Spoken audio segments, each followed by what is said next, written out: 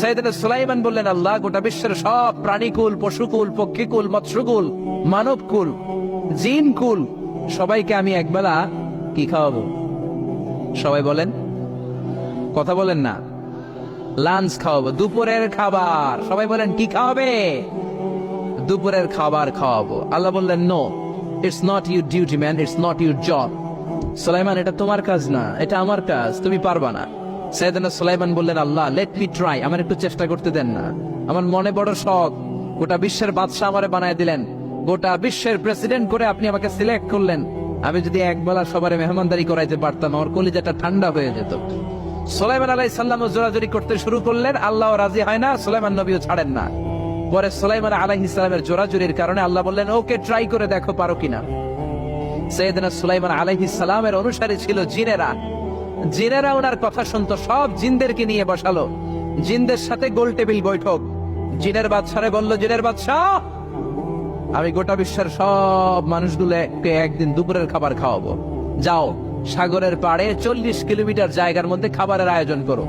জিনের বাদশা বিশাল বিশাল ডেক পাতিল নিয়ে সমস্ত জিনদেরকে নিয়ে রান্না বান্নার কাজ শুরু করলো।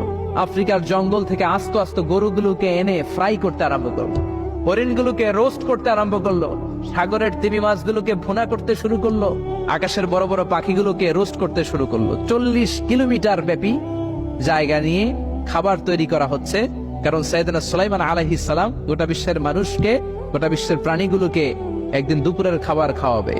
তো 40 কিলোমিটার জায়গার মধ্যে খাবারের আয়োজন করা হলো। সাইয়েদনা সুলাইমান আলাইহিস সালাম বললেন, রান্না করতে থাকো। করতে করতে বিশাল রান্নার স্তূপ, বিরিয়ানির স্তূপ, খিচুড়ির স্তূপ, পোলাওয়ের স্তূপ, রেজালার স্তূপ, ঝাল গরুর মাংসের স্তূপ, কোরমার স্তূপ, সব কিছুর স্তূপ করা হলো। ফল মূল, মাছ, মাংস এনে স্তূপ করা হলো 40 কিলোমিটার এরিয়া নিয়ে। কয় কিলোমিটার? সবাই বলেন, কয় কিলোমিটার?